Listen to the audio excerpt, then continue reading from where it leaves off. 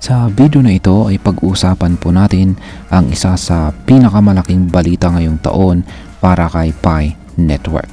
At ito po ay ang satellite connectivity feature na tinatawag nilang satellite mode. Grabe mga ka-crypto, hindi na biro ito. Posibleng game changer ito, hindi lang para sa Pi Network kundi para sa buong crypto community.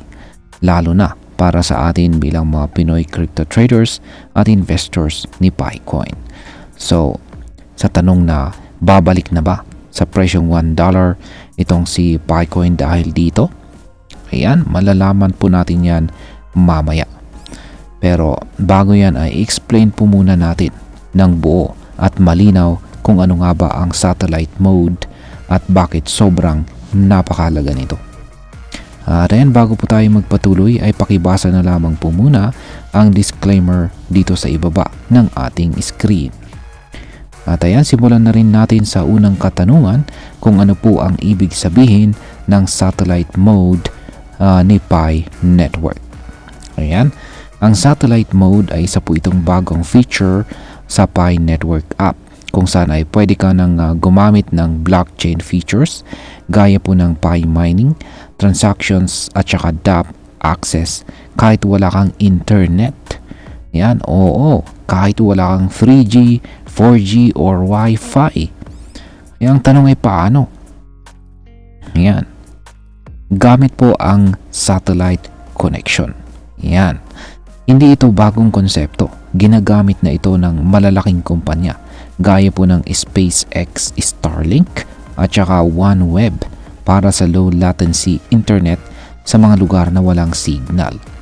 Pero ang game changer po rito ayan, ay mga ka-crypto ay hindi lang siya para makapag-internet. Ginagamit po ng Pi Network ang technology para dalhin ang blockchain sa mga liblib na lugar.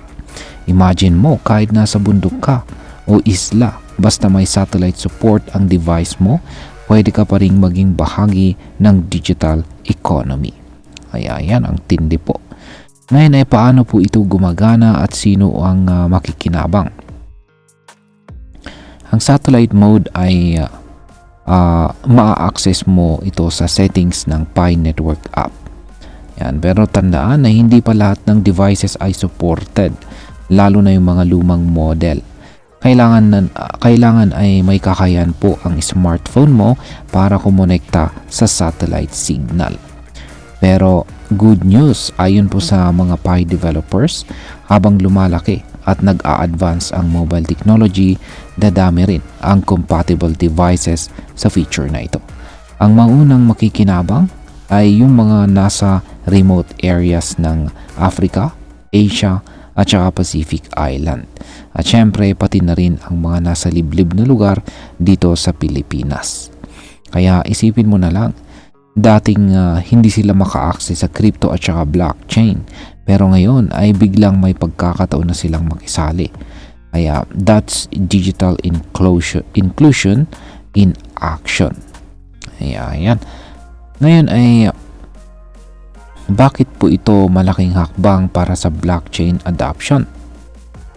Sabi ng isang Web3 strategist, ayan, ay participation in the digital economy should not be a privilege of geography. It should be a right. Yan, tama di po ba?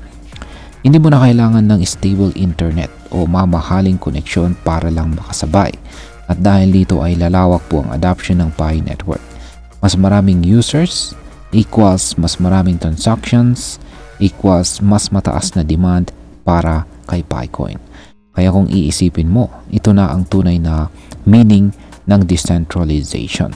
Hindi lang siya tungkol sa governance o walang central authority, kundi pati sa accessibility. Hindi na lang ito para sa mga taong may kaya o nasa syudad. Yan, pantay-pantay na po. Ngayon ay may epekto ba sa presyo ng Picoin? Ayan. Oo mga ka-crypto, malaki po ang potensyal na umakyat ang presyo ni Picoin dahil sa mga development na ito. Kaya tignan po natin ang recent price action.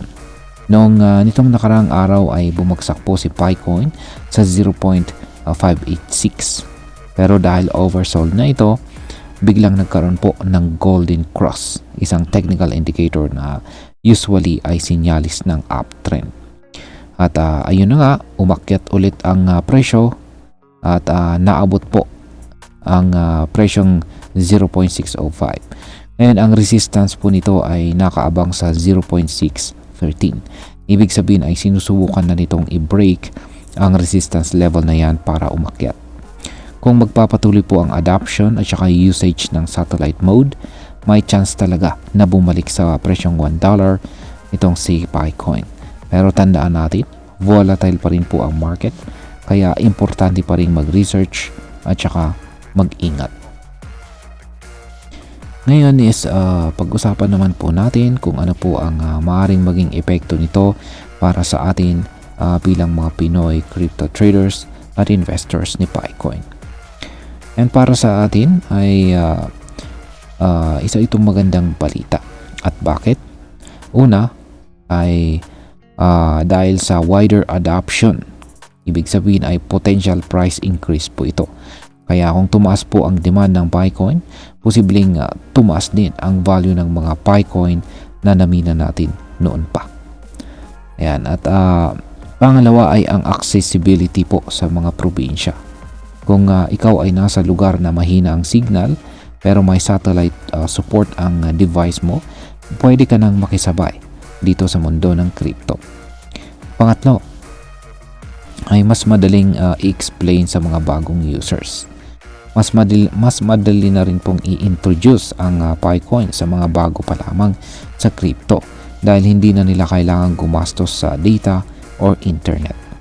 In short, mas magiging inclusive po ang accessibility or accessible ang crypto dito sa Pilipinas. Hindi lamang para sa mga tech-savvy sa Maynila, kundi pati na rin sa mga taga Bukidnon, Bicol, Zamboanga at kahit saan pa. Ngayon is ito po yung tanong na gusto nating malaman. Babalik na ba sa presyong $1 itong si Picoin? Yan. Ang totoo ay hindi pa sigurado, pero may malaking posibilidad na magagawa niya ito, lalo na kung magiging successful po ang satellite mode at magiging global ang adoption. Hindi po ito overnight.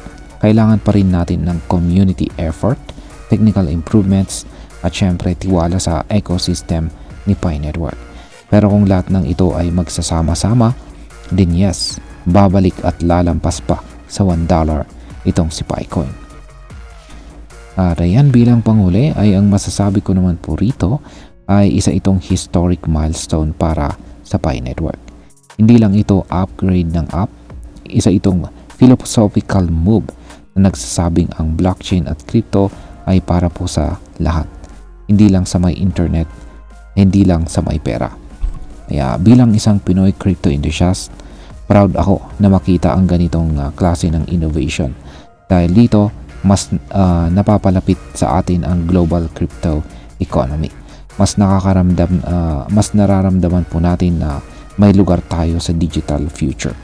Kaya, ayan mga ka-crypto, handa na ba kayong maging bahagi ng global network kahit nasa bundok ka pa o tabing dagat? At ayan, hanggang dito na lamang po tayo sa video na ito mga ka-crypto. Marami pong salamat sa panonood. Ingat po tayo lagi at God bless po sa ating lahat.